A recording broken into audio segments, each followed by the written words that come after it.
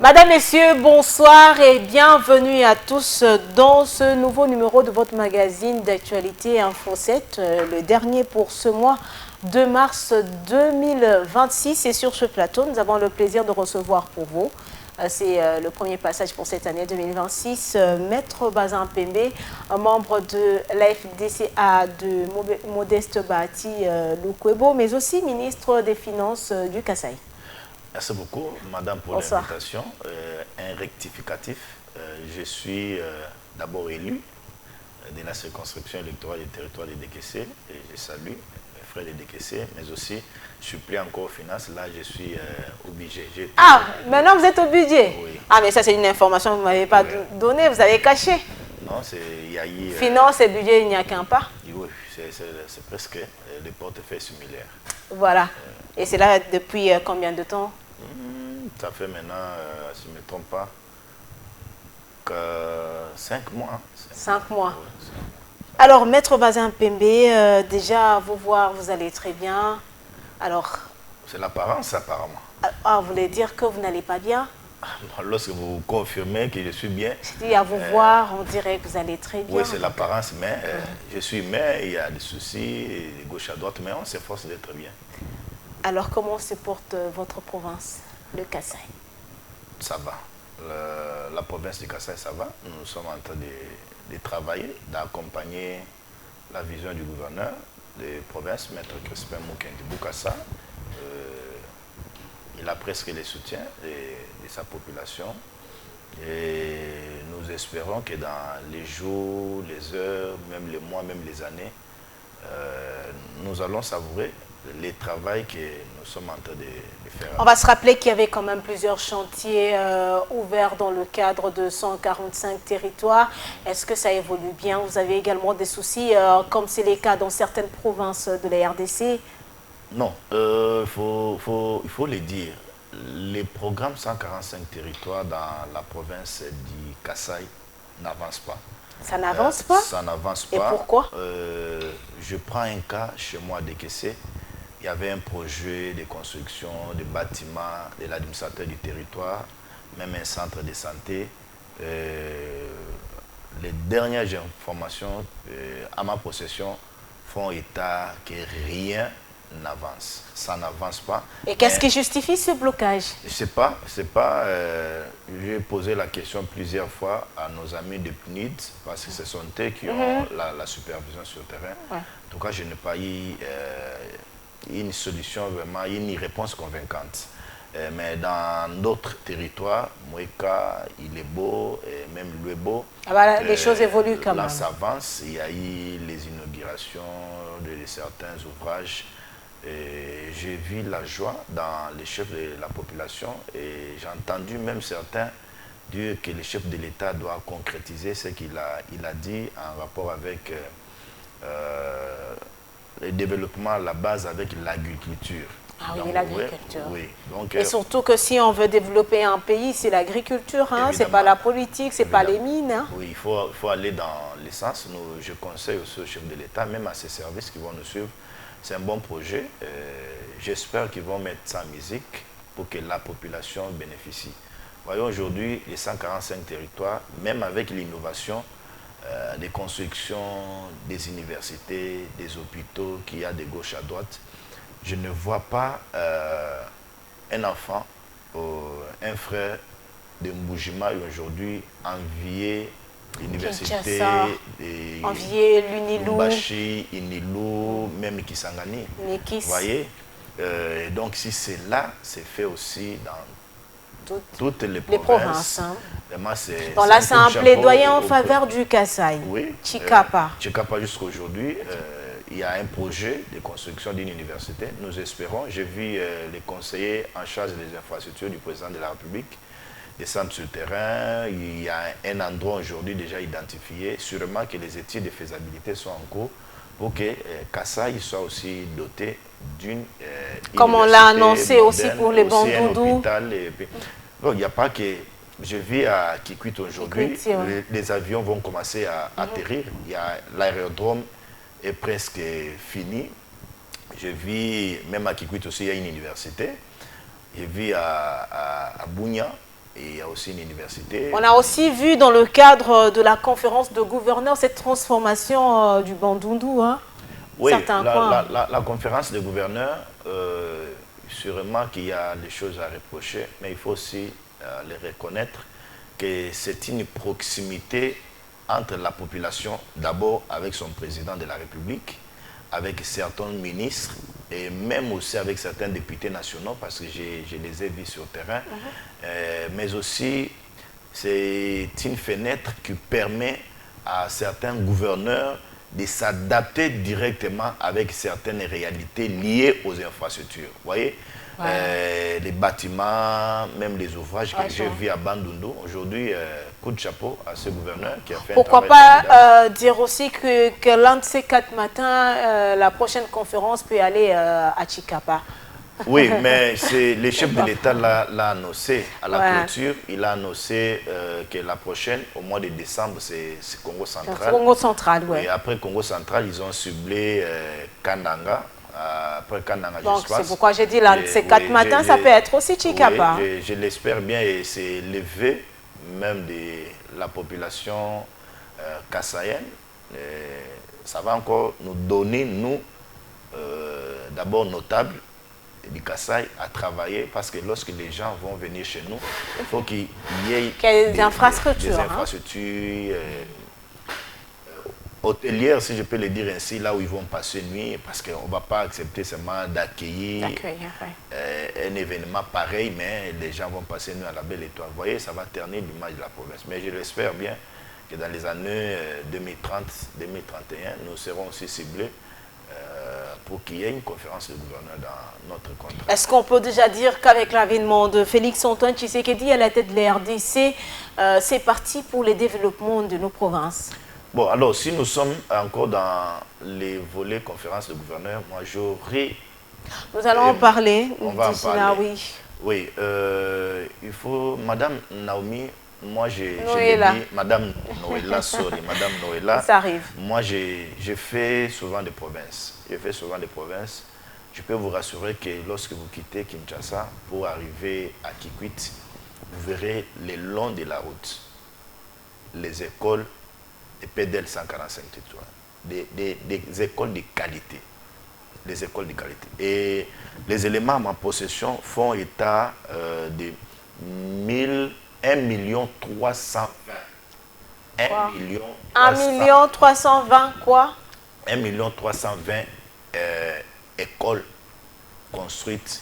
Construites dans le cadre du projet 145 sous Félix-Antoine Tshilombo. Ah, sous Félix-Antoine Tshisekedi. Oui. 1 320 écoles déjà construites. Sous Félix-Antoine Tshilombo Tshisekedi. Ah, pour garantir la gratuité de l'enseignement des bases, c'est ça? La gratuité de l'enseignement aussi, pour permettre aussi à nos enfants, même à ces Congolais lambda qui vivent à Dekese, qui vit à Bongandanga, qui vit à Mweka. De ne plus envier la capitale. Oui, de ne plus parce que les mêmes conditions sont garanties dans toutes les provinces, ou certains coins déjà. À part aussi ces écoles, il faut aussi l'admettre qu'aujourd'hui, l'enseignant congolais, et même qu'il y a encore les efforts à fournir, l'enseignant se retrouve. L'enseignant congolais aujourd'hui est bancarisé. Il reçoit son salaire. Mais il reçoit son salaire toujours en retard et ça, c'est comme une inquiétude. C'est vrai. De plus en plus, ça inquiète lorsque cet enseignant doit payer son loyer, doit répondre aux besoins de sa famille et se retrouve 1 mois, 2 mois sans toucher son salaire, sans compter d'autres fonctionnaires qui ont 3, 4, 5 mois d'impaiement. Là, c'est aussi le problème qu'il faut reprocher au ministre de la fonction publique. Jean-Pierre Liaou, celui du budget, y compris celui des finances. Ah, budget, c'est Adolphe Mouzito. Oui, ils doivent aussi voir finance, la mécanisation. Oui, nous sommes d'accord parce qu'on doit quitter l'étape des nouvelles unités à une étape de mécanisation. Ça, je suis d'accord. Mais ils doivent aussi voir aussi la masse aussi salariale. Oui. Vous voyez, si on mécanise en désordre, c'est pourquoi nous avions aujourd'hui les retards dans les paiements. Il y a certains qui jusqu'à aujourd'hui, je l'espère bien, je ne parle pas des enseignants, je ne parle pas des militaires, même des policiers qui sont payés, mais il y a certains fonctionnaires de l'État qui n'ont pas encore touché. Vous verrez, même avec certains gouvernements, bien sûr que le niveau national a rétrocédé à certaines provinces les taxes et les impôts. Mais la caisse de péréquation l'innovation doit fonctionner.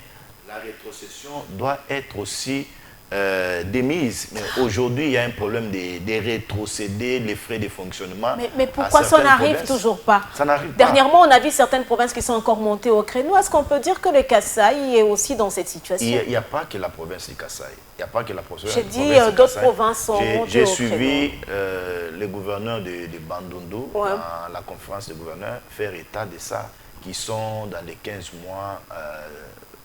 certains 20 mois, d'un paiement. 17 mois. 17 mois d'un paiement. Mais comment nous pouvons expliquer cette situation lorsque les provinces ont 15 mois d'un paiement? Comment est-ce qu'ils vivent?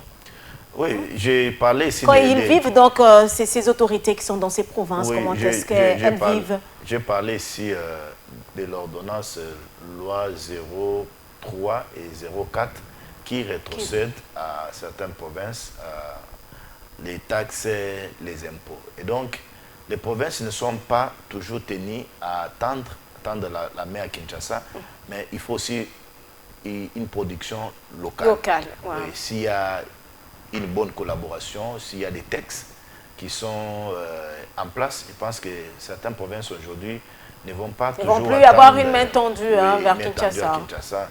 Mais on doit aussi l'admettre qu'après la décentralisation, il y a certaines provinces qui peinent encore à décoller. On n'a pas comparé la province du Kasaï à la province de Lualaba, Lumbashi au Katanga, même Matadi, Congo central, et que sais-je encore. Vous voyez. Est-ce que vous êtes en train de dire qu'en termes de rétrocession, il faudra que le gouvernement central puisse un peu plus miser sur les provinces qui peinent encore à décoller? La caisse de péréquation, si je ne me trompe pas, elle doit être constitutionnelle. Si je ne me trompe pas. Donc, c'est un droit. La Constitution doit être respectée. Parce qu'au niveau provincial, nous travaillons, nous mobilisons, nous sensibilisons pour que certains contribuables, certains partenaires payent à l'État via la DGI, via la DGRAD et que sais-je encore. Et donc, lorsque toutes ces sommes montent au niveau national, Kinshasa est appelé aussi à rétrocéder. Donc, ça ne doit pas être mais pourquoi ça bloque? qu'il faut réclamer à tout moment, ça doit être des droits. 15 mois, 17 mois, 20 mois, pourquoi ça traîne? Bon, moi, je pense que c'est un système qu'il faut... c'est les budgets, c'est les finances? Souvent, ce n'est pas un problème au niveau du budget. J'apprendrai que souvent, c'est au niveau des finances là où ça bloque. Donc, c'est les finances qui bloquent? Oui, ça bloque les budgets. Souvent, ça ne traîne pas. Et puis, c'est au niveau des finances, lorsque ça arrive, ça prend un peu de temps. Vous voyez, s'il y avait les frais d'investissement envoyés à certaines provinces dans les délais, le gouvernement national peut commencer à évaluer certains gouverneurs de leur performance. Mais si vous n'envoyez rien, vous allez évaluer le gouvernement. Qui et comment? Là où il y a le problème. Madame, Messieurs, prenons à présent ce premier dossier de notre rendez-vous de la semaine.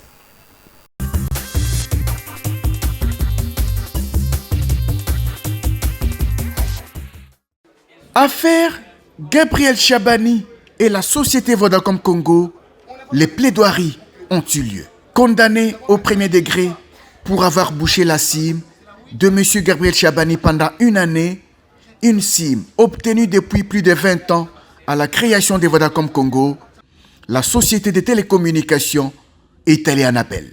Quelle est la faute de la société Vodacom? Lorsque M. Gabriel Chabani est dans l'impossibilité de pouvoir produire le contrat qui le liait à la société Vodacom, lorsque M. Gabriel Chabani est dans l'impossibilité de pouvoir démontrer que le numéro dont il évoque dans son assignation lui aurait été attribué. Quelle est la faute de la société Vodacom lorsque M. Gabriel Chabani vous dit que ce numéro-là avait été bouché lorsqu'il n'arrive pas à démontrer que ce bouchage-là a été fait par la société Vodacom? Gabriel Chabani est venu ce jour en personne avec des preuves qu'il est bel et bien client de Vodacom. Vous faites seulement astérisque 1111, dupliqué Vodacom. Ici c'est 7, mon compte. Après, 2 enregistrements. Ça écrit, cher client, ce numéro est enregistré de Chabani. Dans son réquisitoire, le ministère public a levé tout équivoque sur cette affaire. En date du 10 octobre, l'année n'est pas indiquée, qu'il y a un message réceptionné par la partie intimée dans la présente cause, disant ce qui suit. Chers clients, le traitement de votre ticket est encore en cours. Nos sincères excuses pour ce désagrément et merci de votre fidélité. Ce message, Monsieur le Président, au bas duquel se trouve Vodacom Congo. Dans le message en question, Vodacom présente même ses excuses à cet abonné. Qu'est-ce qui pourrait encore, Monsieur le Président, convaincre votre tribunal que Vodacom voudrait simplement rejeter la responsabilité qu'elle avait déjà en amont? Alors que, pour un bon contrat, Monsieur le Président, il est vraiment obligatoire pour toutes les parties au contrat de pouvoir disposer, n'est-ce pas, de la copie de ce contrat. Or, dans le cas d'espèce, c'est Vodacom qui est censé remettre la copie du contrat, ne l'ayant pas fait, Monsieur le Président.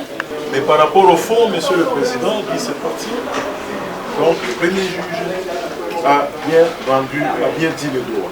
L'avocat de Gabriel Chabani n'a pas hésité d'éclairer la cour. C'est la toute première fois dans ce procès que Vodacom se présentait après beaucoup de dilatoires. Contradictoirement, l'affaire a été renvoyée à 14 jours, donc à 2 semaines. Et aujourd'hui, ils sont venus avec les mêmes manœuvres pour qu'on puisse les renvoyer en 1 semaine, à la 8e. Mais le tribunal était très vigilant, nous a imposé de plaider. Et nous venons d'une plaidoirie chaude. Nous avions parlé, le ministère public a été pour nous, parce qu'il a compris, même s'il n'y a pas de contrat entre Vodacom et Chabani, ça si, il y a un contrat qui existe, pas de manière usagée. Donc les usages suffisent pour présenter une preuve. Mais les contrats sur papier, Vodacom ne donne plus. L'affaire a été prise en délibéré pour un jugement annoncé dans 8 jours. Cette affaire a été renvoyée plusieurs fois. Elle a été même biffée. Ce sont eux qui ont remis cette affaire au roi. Pourquoi mes conclusions sont arrivées hier? Plusieurs fois qu'on a mené des conclusions dans le cabinet, l'huissier ne voulait pas nous dire. On ne voit pas de conséquences pour plaider aujourd'hui. Parce que nous avons même un jugement qui a été déjà rendu par défaut. Ce sont eux qui nous ont exécuté même partiellement. Ce sont eux qui nous ont amenés pour l'opposition. Il n'y a pas de conséquences. Nous voulons que l'affaire soit retenue pour recevoir les plaidoiries. Monsieur le Président, nous allons commencer par le mathématicien. Si vous appelez ces numéros-là, il en a un, mais c'est pour Chabani. Et nous ne comprenons pas le jugement assorti de votre tribunal CA qui a, dans ce dispositif, parlé de 2 rubriques. La première est celle de réouvrir les numéros de Chabani Record. Il faudra comme c'est exécuté directement. Quand il s'agit maintenant de payer les dommages d'intérêt, ils reviennent ici dans les histoires. C'est ça le problème. Parce que le jugement est rendu au nom du peuple, exécuté au nom du chef de l'État. On ne peut pas exécuter un jugement partiellement. On doit l'exécuter totalement. Parce que l'article 258, le professeur Kalomobika nous en a parlé plusieurs fois, et il est hyper sacré. Quand il y a des préjudices, il faut les réparer. Le monsieur a fait 1 année sans communication. Il serait mieux que la sagesse de ce tribunal donne à tout le monde l'occasion de se défendre. Le jugement est assorti d'ici chez vous et il est dans la phase, dans le dispositif. Il est dans la phase de ce jugement. Il ne reste qu'à exécuter et payer à M. Chabani et Gabriel Lissassi.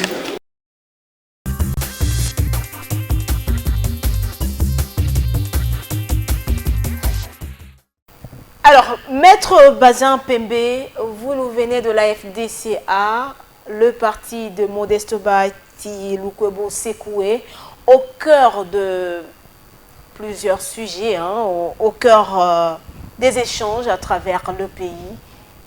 Qu'est-ce qui se passe? Merci beaucoup pour la question. La population doit retenir que les partis politiques AFDC et son regroupement politique, nous demeurons au sein de l'union sacrée de la nation. sous la haute autorité de notre autorité de référence, permettez-moi la tautologie, qui est le président de la République, Félix-Antoine Tshilombo Tshisekedi. Et l'Union sacrée demeure pour nous une famille, des dialogues, des consultations, d'échanges et même aussi des libertés d'expression. Il est vrai que le professeur sénateur Modeste Bahati Lukwebo a eu un point de vue sur la Constitution.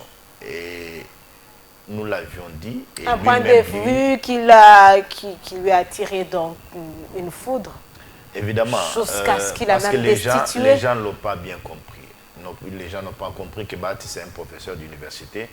Bahati c'est un fruit de la société civile. Lorsque Bahati s'exprime, il faut comprendre de quoi est-ce qu'il veut dire. Mais il était clair, non? Il a parlé d'homme, il était clair. Madame Naomi, je rassure ici à l'opinion que le professeur Modeste Bahati Lukwebo n'a jamais été contre la révision de la Constitution qui est du reste légitime, qui est du reste légal, parce que la Constitution, dans ces articles, si je ne me trompe pas, dans un chapitre ou une section 19, article 19, 218, 219. Donc la Constitution elle-même déjà revoit les modes de révision. Des révisions. Donc,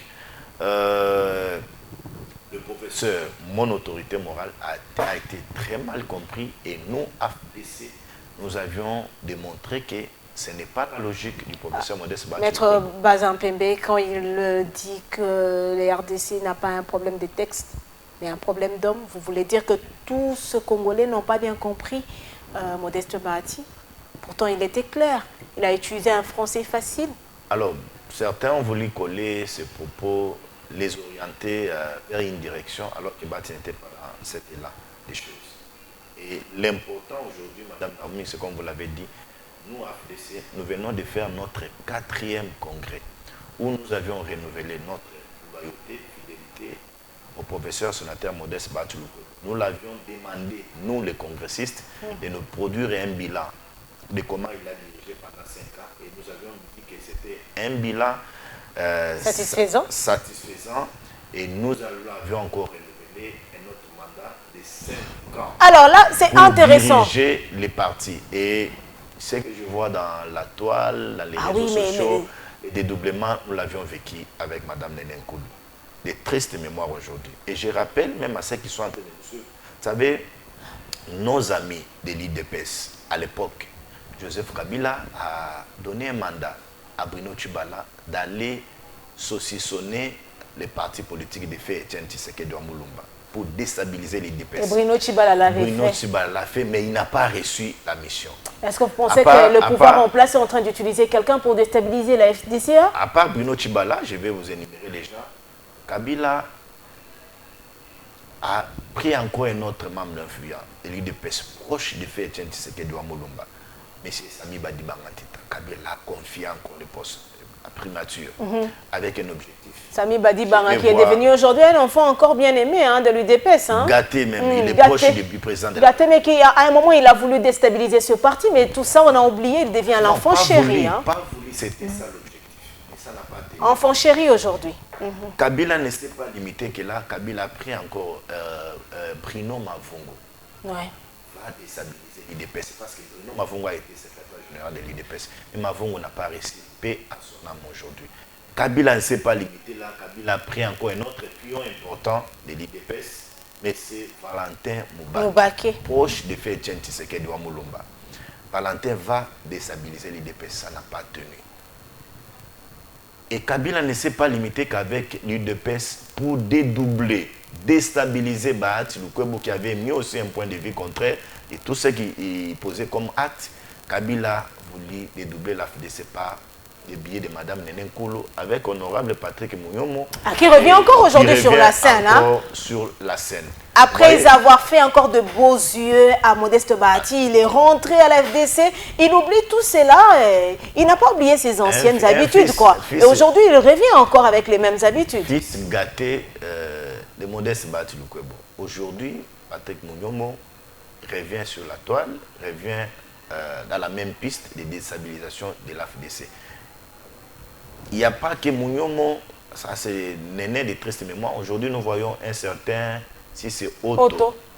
Alors que Otto, je vous informe, j'informe à ceux qui sont de nous suivre, qu'il a participé dans il était là au congrès. Il a renouvelé sa loyauté à Modeste Bahati. Moi-même, je l'ai vu, on a parlé, nous nous sommes salués avec camarade Otto. Il a aussi renouvelé sa loyauté, sa fidélité à l'endroit du professeur Modeste Bahati Lukwebo. Et parce que les décisions du congrès, les résolutions du congrès passaient par les votes. Et il a voté. Il a voté. Il a dit oui. Modeste Bahati, vous avez encore notre soutien pour 5 ans. 5 ans. Il a dit. Il a dit oui. Et il y a eu la prise des photos. Il a figuré même parmi... dans la prise des photos, il était là. Il était à la première ligne. Hein? Oui. Ce sont toujours les fils gâtés. Mais ça ressemble un peu à l'histoire de Jésus, qui a trahi Jésus. Mais, madame, ceux qui ont trahi Jésus, vous savez aujourd'hui leur sort. Vous les sorts. Donc, Otto est semblable à Judas alors, hein, si on peut le dire. Et surtout que là, nous sommes, pour les catholiques, c'est un dimanche de Rameau. Je ne sais pas si Otto il est catholique, mais je sais que mon professeur, le professeur sénateur Modeste Bahati Lukwebo, qui est notre autorité, il est catholique. Il est catholique, donc il est en train de vivre la semaine que Jésus est en train de vivre avant qu'il ne soit sacrifié. Je l'espère bien. Parce que il ne soit trahi par ses proches. Vous étiez en train de parler des traîtres. Ouais. Vous savez aujourd'hui le sort de Madame Néné Nkoulou, elle est où? Le sort de... Elle fait des beaux yeux à l'Union sacrée de la nation. Oui, hein. Madame, monsieur Bruno Tchibala, je ne sais pas qu'est-ce qu'il est devenu dans... Et Patrick Moumou. Et il n'y a pas que lui, il y a Valentin Moubake qui ont trahi l'IDPS. Ils sont les gens. Ils sont les gens. Donc, alors, la traîtrise amène toujours à un chaos inexplicable. Alors, Modeste Bahati est en train de passer une période comme Jésus, lorsqu'il a été trahi par on peut dire un peu semblable aujourd'hui à ceux qui étaient des enfants gâtés des Modeste Bahati aujourd'hui, qui l'ont aussi trahi. Mais vous avez dit du temps de l'UDPS dans l'opposition, c'est les pouvoirs qui avaient utilisé toutes ces personnes que vous avez citées. Il semblerait que c'est le pouvoir aussi qui est en train d'utiliser. Il semblerait. Il y a certains noms qui sont cités, certainement vous avez entendu ces noms-là, qui sont derrière ce qui se passe aujourd'hui au sein de la FDCA. Est-ce vrai? Bon, vous savez, dans la cour du roi, il y a les gens que nous appelons les fous du roi. Les gens qui font les choses pour plaire, satisfaire les chefs, alors que le chef n'est pas... Alors que le chef n'a rien à voir avec ce qui se passe. L'union sacrée demeure une famille. Une famille pleine d'hypocrisie. Bon, pleine de personnes hypocrites. Nous sommes dans un monde politique, il faut admettre toutes ces choses-là. Alors, je réponds à la question des gens qui sont en train de déstabiliser aujourd'hui l'AFDC. Je le disais, dans la cour du roi, il y a ce que nous appelons les fous du roi. Des gens qui font les choses pour dire non, attention, faisons ça pour plaire au chef. Mais nous les disons, madame, tous ces gens sont déjà identifiés et connus. Ah, vous les connaissez très bien. Le président de la République, Félix Antoine Tshilombo Tshisekedi, veut la paix, la cohésion nationale, l'unité nationale. Les bons vivent ensemble au sein de l'Union sacrée. C'est une famille qui est en train d'accompagner les chefs de l'État petit à petit vers des grandes décisions. Comprenez, si lorsque je parle des grandes décisions, je fais aussi référence à la Constitution. Donc, nous avions besoin de la paix, nous avions besoin de l'amour, nous avions besoin de l'unité pour que Tshisekedi aujourd'hui, je venais de vous dire, lorsque quelqu'un construit les écoles, construit les universités, construit les hôpitaux, les routes, n'en parlons pas. La logistique aujourd'hui nécessaire que les chefs de l'État est en train de mettre à la disposition de l'armée. Cette diplomatie agissante qui a fait voir au monde entier que c'est Kagame qui est en train d'agresser la République démocratique du Congo. C'est Kagame qui est en train de déstabiliser le Congo. Tshisekedi a pris son courage aujourd'hui sur le plan international, de dire à la communauté internationale, pas question de négocier avec les M23 qui sont des supplétifs. Derrière les M23, il y a un monsieur, il y a un homme qui est en train d'utiliser ces Congolais naïfs, c'est Paul Kagame. Aujourd'hui, vous serez d'accord avec moi que tous ces rebelles, ces sanguinaires sont en train de se retirer de certaines contrées et localités occupées par la diplomatie agissante du président de la République. Mais alors, Maître Donc, Bazin, nous, au sein de l'Union sacrée, si nous nous fragilisons au niveau interne, nous allons donner un couloir. Nous allons donner l'argument à tous ces opportunistes, même à tous ces opposants qui sont aujourd'hui en train de rogner les Congolais derrière, qui veulent voir l'Union sacrée fragilisée, l'Union sacrée déstabilisée. Mais alors, on n'en veut pas. mais- Disons-nous, nous sommes derrière le président de la République, nous, AFDC, et nous allons l'accompagner. Et c'est ça la détermination mais du professeur pourquoi sénateur depuis Modeste un Bahati temps, Lukwebo. Modeste Bahati est les mal aimé au sein de l'Union sacrée de la nation? On va se rappeler qu'avant même, je pense si je ne me trompe pas, les gouvernements soumis à deux, il était monté au créneau pour menacer même de quitter l'Union sacrée parce qu'il ne trouvait pas sa part. Il pensait qu'il n'avait pas eu ce qu'il méritait. Et on va se rappeler que c'est lorsqu'on a détaché du ministère de Travail, Prévoyance sociale est parti au ministère de la Santé. Il était frustré. Oui, je ne suis pas d'accord avec vous, pas en totalité, mais j'aimerais quand même vous rappeler à ceux qui sont en train de nous suivre, que parmi les gens qui ont reçu à accorder au président de la République une majorité, la première majorité de Félix Antoine Tshilombo Tshisekedi, d'après le déboulonnage du FCC, c'était le professeur Modeste Ça, c'était Bahati. avant. Je viens avec l'histoire. Ah, Ne perdons pas allez-y. les vies sur l'histoire. Moi, j'étais parmi les conseillers qui travaillaient avec Bahati Lukwebo au fleuve Congo-Tel. Nous avions doté au président de la République une majorité. Et nous, AFDC, avec le professeur sénateur Modeste Bahati Lukwebo, à la fin du premier mandat du président, nous l'avons renouvelé notre loyauté. Bahati Là, vous s'est avez prononcé, déjà j'ai bien, trouvé Madame votre part, oui. Madame Naomi, j'ai bien. Bahati s'est prononcé sur les ondes de Top Congo. À part aussi ça, le 15 juillet 2022, Bahati s'est déplacé de Kinshasa jusqu'à Bukavu où il a tenu un meeting. Là, il pour avait dire encore à la sa part du population- gâteau. Non, Il avait encore sa pour part. dire oui, à la oui. population, Les Congolais le connaissent, cela. soutenons le chef de l'État, les jeunes filles, jeunes garçons, venez, Oui, ça c'est enrôlez-vous bien. dans Mais l'armée. Bahati a À fait part une aussi conférence ça, de presse pour dire qu'il était frustré, il menaçait de quitter l'Union sacrée de la nation parce qu'il n'avait Madame pas sa Naomi, part. à part ça, en 2023, ici, nous sommes allés aux élections.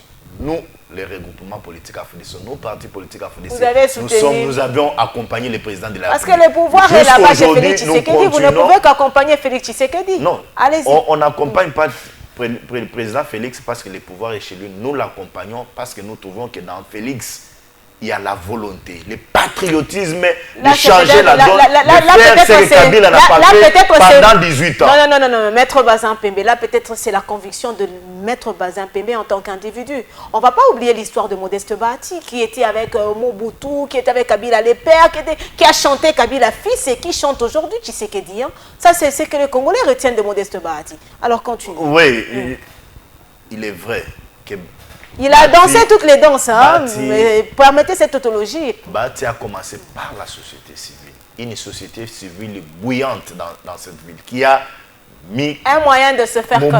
Mobutu Hein. KO. C'était un moyen de se Et faire il a connaître. de l'expérience. Jusqu'à ce qu'il était invité Et il autour a de quitté table. la société civile, il est allé à la table, à la conférence nationale souveraine. Et puis, après, du coup, tu as compris qu'il faut quitter la société civile, se lancer dans la politique. Madame, lorsqu'on fait la politique, on suit la vision. Nous avions suivi, on a vu que Vous pensez que Kabila, tout ce temps, c'était la Kabila avait démontré au Congolais qu'il a les intentions de faire quelque chose, alors qu'il s'est limité que dans les maquettes. Mais Tshisekedi Et Bahati aujourd'hui, est parti avec lui jusqu'à la fin dans cette maquette. Tshisekedi aujourd'hui, ça vaut, madame, que Bahati l'accompagne. Lorsque je vous cite, madame Naomi, vous avez 128 000 soldats aujourd'hui en formation. Sous Tshisekedi Félix. 128 000 soldats aujourd'hui en formation. Vous avez aujourd'hui 8 milliards d'un budget pour les militaires. Vous avez aujourd'hui 1 320 000 écoles construites sous Félix Antoine Tshilombo Tshisekedi. Vous avez les universités qui sont en train d'être construites dans toutes les provinces de la République démocratique du Congo.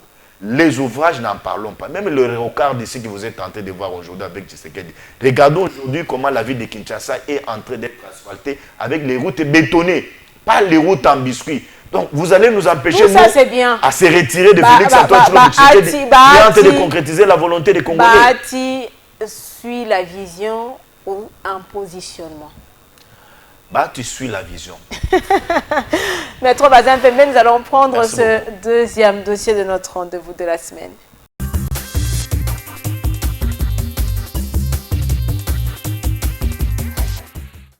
Qu'est-ce qui s'est passé réellement? Moi, connaissant le danger qu'elle courait, et que moi aussi je courais, si je lui laissais tomber dans ces dangers-là, j'ai dit je dois utiliser une autre méthode, c'est grimacer ou contraindre cette accouchée pour atteindre les objectifs qui lui sont vitaux. Exactement.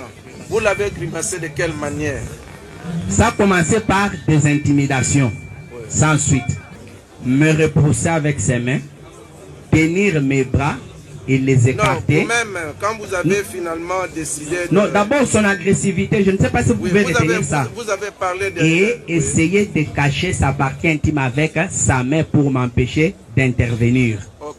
Vous voyez ce qui peut me pousser d'aider par contrainte cette ignorante en vue de la sauver. Parce que moi je connais la valeur de sa vie. En médecine, il est dit ceci: une femme ne peut pas mourir en voulant donner la vie. Elle avait déjà donné la vie, c'était bon.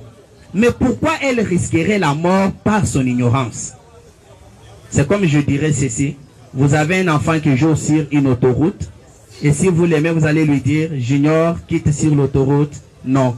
Si vous dites Junior ne comprend pas, si vous l'aimez et que c'est votre enfant, vous irez le tirer de force. S'il refuse, vous le chicoterez pour lui dire que le danger que tu cours est grave, mais tu l'ignores. Voilà, répondez aux questions du tribunal. Ça, c'est un exemple. Revenons dans le fait saillant. Attendez, dites clairement au tribunal en quoi ont consisté vos grimaces et vos intimidations. C'est venu de vous-même. Bien sûr, mais c'est ce que je dis. C'est d'abord lui dire en parole que tu cours le grand risque qui est le décès maternel si tu ne me laisses pas continuer à te donner les soins qui te sont nécessaires. Et devant cet état de nécessité, devant cette urgence des urgences, une femme qui saigne en postpartum pour une déchirure toute simple qu'on peut réparer en quelques minutes, mais qui refuse. Mais si je dis bon, viens, signe ici. Vos grimaces et intimidations ont-elles produit des effets? Mais oui, bien sûr. Et les effets sont que, à la fin de cela, la dame est remontée sur la table et elle m'a laissé travailler cette fois-ci en collaborant jusqu'à la fin. Ce qui était un grand étonnement de ma part. J'ai dit, mais c'est parce que tu ne voulais pas écouter dès le début. Vous êtes sûr que vous avez collaboré jusqu'à la fin? Jusqu'à la fin, je vous assure, j'ai terminé. Je l'ai lavé, je lui ai fait les soins vulvaires qu'elle refusait au début. Et j'étais étonné, sans donner aucun médicament. Et tout était fini, elle n'avait pas de pampers. J'ai même demandé qu'on amène un habit. C'est un réel plaisir que j'ouvre ce jour la 13e session de la conférence des gouverneurs de province ici à Bandundu, chef-lieu de la province du Kwilu. Je tiens avant toute chose à saluer chaleureusement la population de Bandundu-Ville et à travers elle l'ensemble du peuple du Kwilu ainsi que les autorités provinciales et locales pour la qualité de l'accueil qui nous était réservé. Dans cette hospitalité légendaire et exemplaire s'exprime avec force et simplicité l'attachement de nos concitoyens à l'unité nationale, à la paix et à la solidarité entre les provinces de la République. La tenue de cette session a une double exigence, constitutionnelle et politique. Constitutionnelle parce que notre architecture institutionnelle, notamment l'article 200 de la Constitution, ainsi que les articles 2, 7 et 10 de la loi organique numéro 08/015 du 7 octobre 2008 consacre la conférence des gouverneurs comme un cadre régulier de concertation entre le pouvoir central et les exécutifs provinciaux. Politique parce qu'à l'heure où notre pays doit produire davantage, mieux nourrir sa population, créer des emplois et renforcer sa cohésion nationale, la gouvernance territoriale ne peut plus être regardée comme une question périphérique. Elle est désormais au cœur même de notre ambition nationale. Mesdames et messieurs les gouverneurs de province, distingués invités, mesdames et messieurs, le thème retenu pour nos travaux, transformation du secteur agricole, halieutique et pastoral, développement rural et connexion aux marchés urbains, engage directement l'avenir économique, social et stratégique de la République démocratique du Congo. Il touche à des enjeux fondamentaux, à savoir la sécurité alimentaire de notre peuple, l'emploi des jeunes, la réduction de la pauvreté, le rééquilibrage entre les villes et les campagnes et au bout du compte, l'affirmation même de notre souveraineté.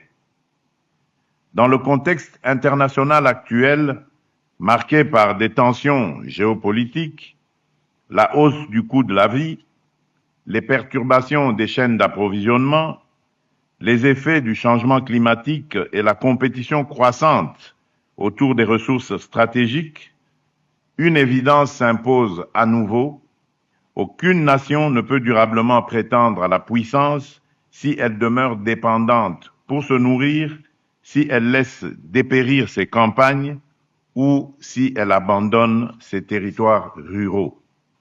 À l'occasion du mois de mars dédié aux droits des femmes, le président de la société civile de la diaspora congolaise en France tire la sonnette d'alarme. Selon Joseph Kamwanga, les femmes congolaises subissent encore trop d'injustices. Pour lui, il est temps d'agir concrètement. Il appelle le gouvernement congolais à libéraliser l'avortement et à rendre obligatoire le régime des communautés de biens. Au-delà des hommages que nous rendons aux femmes de notre pays aujourd'hui, nous ne devons pas oublier la réalité qu'elles vivent encore. Violence conjugale, dépendance économique, inégalité dans l'accès à l'emploi et faible représentation dans les instances de décision. Pour nous, il est temps de poser des actes concrets pour l'épanouissement de la femme congolaise. La femme doit devoir disposer librement de son corps et de ses choix conjugaux. Nous appelons donc le gouvernement à la libéralisation de l'avortement, à simplifier la procédure de divorce et à faire adopter une loi rendant obligatoire les régimes de communauté de biens dans les mariages afin de mieux protéger les femmes. Face à la pauvreté et à l'explosion démographique, il propose également de limiter les familles à 4 enfants. Face à la pauvreté grandissante et à l'explosion démographique dans notre pays, il devient essentiel de limiter les familles à 4 enfants afin d'assurer à chaque enfant éducation, santé et épanouissement. Rendre hommage aux femmes de la République démocratique du Congo, c'est bien. Garantir leurs droits, c'est mieux. La diaspora congolaise vivant en France à travers son président Joseph Kamwanga rappelle au régime Tshisekedi que l'émancipation des femmes est une urgence nationale.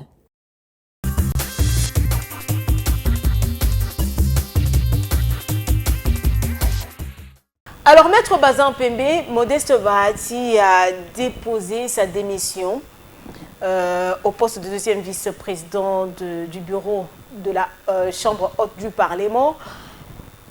Aujourd'hui, il y a déjà plusieurs personnes qui se positionnent à ce poste. On voit notamment Norbert Basengezi, dont même on a vu des audios qui ont fuité sur les réseaux sociaux, qui parlent de Modeste Bahati comme un proche de ceux qui agressent la RDC dans sa partie est de la RDC. Qu'est-ce que le Congolais aujourd'hui certains qui regardent le Modeste Bahati avec un peu de peur, d'autres avec beaucoup d'inquiétude, d'autres regardent le Modeste Bahati comme ennemi de la République démocratique du Congo. Qu'est-ce que ces Congolais peuvent retenir? C'est une fausse information.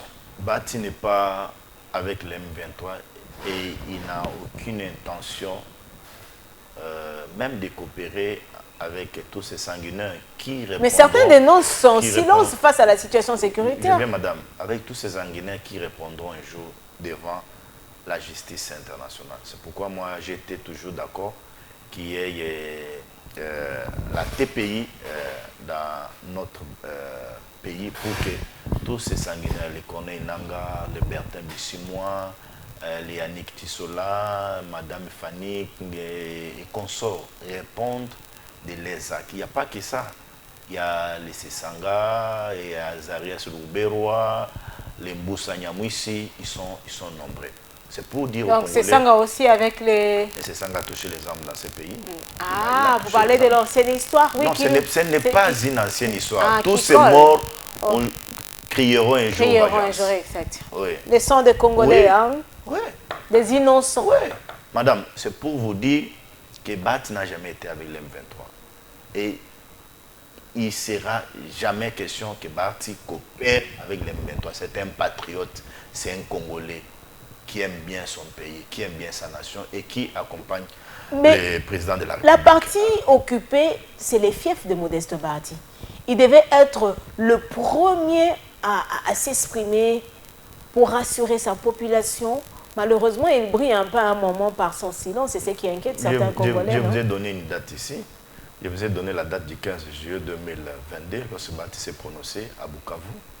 Là, Papa, nous sommes en 2026 quand même. Le pays était toujours occupé. Non, la situation s'est quand même aggravée. Hein. Il n'y a pas que ça. Nous sommes en 2026, maître. Nous avions eu 2 meetings à Kinshasa, ici à l'Afrique, précisément, où Bahati s'est prononcé, Bahati a fustigé les atrocités que nos frères sont en train de subir aujourd'hui à l'est du pays. Il n'y a pas que ça. Bahati, comme président du Sénat, le président du Sénat, il a fustigé, il a condamné. Et jusqu'aujourd'hui, l'AFDC continue à condamner. Madame, vous allez vous rappeler dans les points de presse, les professeurs sénateurs Modeste Bahati, les 3e point, c'était clair. Oui, à un cessez-le-feu, mais pas un cessez-le-feu avec les infiltrés à Bukavu, à Goma, à Walikale, à Massissi. Et Bahati c'était une forme de balkanisation déguisée. Et Bahati exhorté au président de la République de ne pas accepter ce cessez-le-feu. Et il a demandé même à la communauté internationale que s'il y aurait un cessez-le-feu, les M23 doivent se retirer, retourner à Mossabino, là où ils étaient. Et là, donc, vous voulez dire qu'il est accusé injustement. Injustement. Alors, qui doit prendre le siège du deuxième vice-président au Sénat, parce que le siège était occupé par la FDCA? Alors, vous avez parlé de la démission au Sénat. Oui. Je rappelle aux Congolais qui sont le 13 mars 2026, Bahati Lukwebo a fait un état des lieux déposé au bureau du Sénat sur les questions orales avec débat, sur les questions écrites, sur les commissions d'enquête et sur les questions déjà répondues. Il a fait cet état de choses et il a déposé au bureau du Sénat. Reprocher à quelqu'un comme Bahati Lukwebo, vous l'avez dit ici, ministre plusieurs fois, membre de la société civile, professeur d'université, président du Sénat, sénateur, député, de l'incompétence, c'était inexplicable. Madame, ça nous avait choqué, ça continue à choquer. Donc, il n'est pas incompétent. Hein? Non. On peut reprocher à Bahati. Pas l'incompétence. Et je vous rappelle que j'étais au Sénat récemment avec Bahati parce qu'il y a eu le plénière. Il est allé siéger comme sénateur. J'ai vu les sénateurs d'Annie. Après sa démission, il est allé siéger? Il est allé siéger. Ah, comme sénateur, il n'a pas séché comme certains? Il n'a pas séché, madame. Il a compris que c'est une vie. Hein? C'est une vie normale. Le sénateur, il parlementaire, il doit continuer. Et à faire son travail. À faire son travail. Et j'ai vu les sénateurs d'Annie Kabogo s'approcher de Bahati. Il dit bonjour papa. Bahati, il a dit bonjour mon fils. Il a dit papa, tout ce qui est arrivé est arrivé. Continuons notre vie. Mais j'ai vu aussi certains sénateurs s'approcher de Bahati Doumbouya lui dire, papa, on pouvait tout vous reprocher, pas question mais pas l'incompétence. Je me suis dit, mais alors pourquoi tous ces sénateurs ont signé? Pour dire qu'il est incompétent. J'ai compris que c'était la politique. J'ai compris qu'il y avait une main noire. Voire même certains députés, certains sénateurs qui ont renouvelé leur confiance à Modeste Bahati, monté au créneau pour dire non, nous nous désolidarisons de Modeste Bahati. Donc c'était une cabale bien montée contre lui. Vous savez, c'est un habit politique qu'il faut condamner sous le régime de Félix Antoine Tshilombo Tshisekedi. Les déclarations de dédoublement, les déclarations de désaveu, les déclarations de désolidarisation. Nous nous désolidarisons des X, des Y, mais nous renouvelons notre loyauté au président de la République. Oh, ça, c'est de l'hypocrisie. À l'AFDC, même l'AFDCA, on sait que celui qui nous représente au présidium de l'Union sacrée, c'est le professeur sénateur Modeste Bahati. Alors, ces gens, qui va représenter ces gens-là qui se sont dédoublés? Je ne sais pas. J'ai vu certains être reçus par le professeur Mbata, qui est secrétaire permanent de l'Union sacrée. Ah oui, vous parlez du professeur Mbata. Il y a des voix qui estiment que certaines choses sont encouragées par le professeur Mbata. Hein. Non, vous savez, madame... Vous avez entendu ce langage quand même. Évidemment, je suis un acteur. Il semblerait que certaines choses qui ne marchent pas au sein de certains partis politiques sont encouragées par le professeur Mbata. Ça ne vient pas de moi. Moi, je conseillerais au professeur Mbata, qui j'ai beaucoup d'estime, même aussi sur sa lutte politique, de comprendre que dans une famille, il y a toujours des guéguerres. Mais si vos parents, parce que le chef de l'État, il est haute autorité de l'Union sacrée, le secrétariat permanent est assumé par lui, il doit fédérer autour de lui. Il doit chercher la cohésion autour de lui. Il doit chercher l'unité. Il doit laisser les linges sales se laver dans les familles et non pas. Parce qu'il y a des gens qui lui reprochent la rapidité avec laquelle il a reçu. Ces gens qui se sont... Je n'ai pas compris. J'ai vu quand même, il faut saluer, j'ai vu un communiqué de sa part, saluant le courage de Modeste Bahati Doumbouya sur sa démission, et rassurer que Bahati demeure au sein de l'Union sacrée. Mais ce que moi je fustige ici, c'est le fait d'approcher certains. Lorsque vous approchez les députés... C'est un message, hein, c'est une communication. Lorsque vous rapprochez des députés Mouniomo, vous les recevez. Vous recevez son mémo. Les mémos, il y a quoi? Pour dire Bahati est parti du Sénat, que ce poste du Sénat nous revienne. Ça va les revenir comment? Ça va revenir comment? Tshisekedi n'est pas dans ça. Tshisekedi n'est pas dans ça. Est-ce qu'aujourd'hui, vous avez l'impression que le professeur André Mbata nage un peu au rythme de Kabound? Après Tshisekedi, 6 mois. C'est pas la bonne jurisprudence. C'est pas la bonne jurisprudence. Vous voyez ce que Kabound est devenu aujourd'hui? Il est devenu l'ombre de lui-même, Kabound. Mais on dirait que le professeur Mbata n'a pas tiré de leçons. De ce qui s'est passé avec Kabound. Je vois les photos de Kabound de gauche à droite. Kabound est resté aujourd'hui dans les photos. Des prises de photos, il prend ses photos, lui-même balance dans les réseaux sociaux. C'est la politique de Kabound aujourd'hui. Certainement qu'il est en train de regretter ce qui s'est passé. Terrain, rien. Et certainement qu'il regrette. Je serais d'accord avec vous que Kabound regretterait aujourd'hui le fait par lui de quitter l'UDPS. Kabound a sous-estimé la personne d'abord d'Augustin Kabouya. Kabound a sous-estimé la personne du président de la République, Félix Antoine Tshilombo Tshisekedi. Kabound a cru que quitter l'IDPS, c'est déstabiliser l'IDPS. Alors que la constance, la solidarité, l'union qu'il y a aujourd'hui au sein de l'IDPS, si Kabila n'a pas reçu, a fortiori, Jean-Marc Kabound. Mais on dirait que ça ne vient pas de moi. Quelqu'un me dit, André Mbata n'a pas encore tiré de leçon de tout ce qui s'est passé.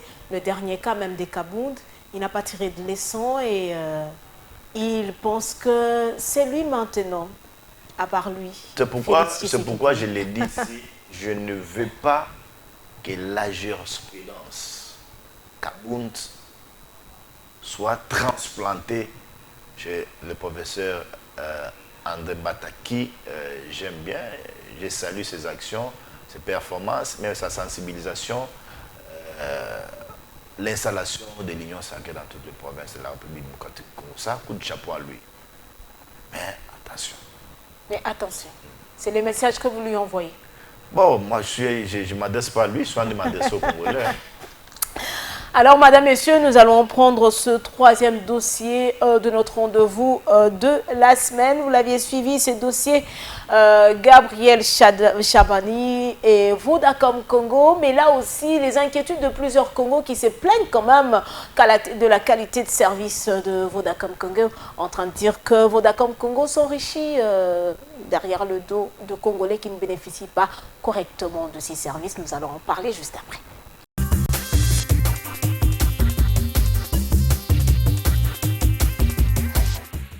Frères et sœurs, l'heure est grave. Le temps est venu. Nous avions quitté le pays en 2015. Voilà aujourd'hui, le débat est encore là, où on veut toucher à notre constitution, où on veut changer notre constitution. J'ai dit non. Je demande à la population congolaise d'être éveillée et de dire non à ces changements constitutionnels. Nous avons besoin de la paix dans notre pays. Nous avons besoin de l'unité de notre pays. Aujourd'hui, nous avons ce que j'appelle le professeur de malheur. Au lieu d'utiliser leur intelligence pour le développement du pays, ils veulent utiliser leur intelligence pour la destruction de notre pays. Soyons prêts. L'article 64 est là pour nous protéger. Nous devons nous défendre corps et âme pour qu'on ne touche pas notre constitution. Ce n'est pas la constitution qui permet la mauvaise gouvernance qui est dans notre pays aujourd'hui. Ce n'est pas à cause de la constitution que nous n'avons plus de route. Nous avons la meilleure constitution du monde. Ce n'est pas à cause de la constitution que les fonctionnaires de l'État sont très mal payés. Ce n'est pas à cause de la constitution que les enfants à Kinshasa meurent de faim dans toute la République et dans les autres provinces. Ce n'est pas à cause de la Constitution qu'on ne donne pas de l'emploi à mes frères et sœurs congolais.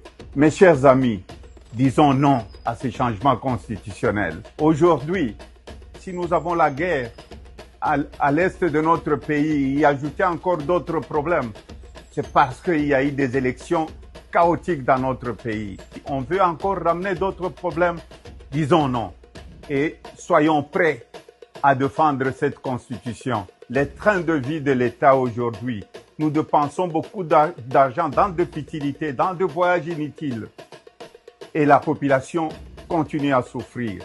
La seule solution pour le Congo, pour qu'on arrête le sang, c'est d'aller à un dialogue inclusif. C'est pourquoi je félicite le président américain, l'Union africaine et les autres partenaires, les Européens, tous, qui sont en train de nous encourager pour un dialogue inclusif. Je remercie le président Lorenzo. Il doit aller de l'avant. Mes chers frères et sœurs, nous n'accepterons jamais le changement de la Constitution. Ici, je m'adresse au président de la République. Nous avons combattu ensemble contre le changement de la Constitution. Et nous avons cheminé ensemble pour qu'il puisse y avoir la première alternance dans notre pays. Pensez aux souffrances de la population. Nous n'allons jamais accepter un changement de la Constitution. Surtout, si ça venait de vous, ce serait une trahison pour la population congolaise. Que Dieu bénisse la République démocratique du Congo. On l'a pas volé. Je ne sais pas comment on peut transmettre le message. C'est comme ça, c'est pareil. Chaque jour, et là, on manque pas les autres jours. Le yibité, toujours le bandenge, même là, on souffrir la première paiement. Toujours déclaré, toujours le bas. Moi, mon père a fait un soldat. Comment est-ce que le soldat a qui pris la charge d'un soldat? Il a tué la biso.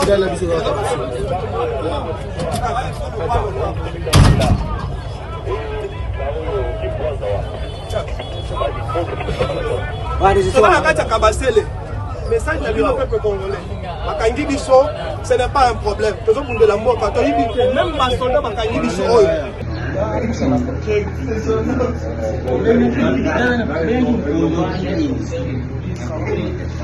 permettre de devenir ce qu'on appelle le mal à l'aise. Le mal à l'aise par rapport à quoi? D'abord, bien que c'est un homme, c'est un monsieur. Donc vous savez qu'il y a un peu de ça, derrière tout ça, vous allez constater la nécessité de votre.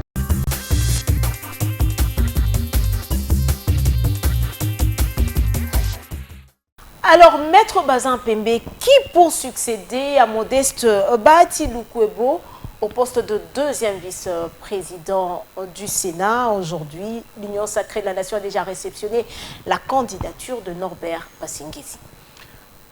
Bon, la succession du professeur sénateur Modeste Bahati Lukwebo, je ne sais pas, mais ce qui est vrai, que s'il y a les élections au Sénat, Bahati Lukwebo va aller voter comme sénateur, comme citoyen. Mais le poste ne revient pas à la FDCA, non? On va donner à quelqu'un d'autre? Bon, je disais, il va aller, le moment opportun, il va aller voter pour accompagner les institutions, accompagner les bureaux du Sénat. Donc, si on comprend bien, la FDCA ne va plus présenter un candidat, c'est ça? Le seul cadre de concertation, aujourd'hui, dans notre famille politique, Union Sacrée, c'est au sein de l'Union Sacrée, si je peux le dire ainsi.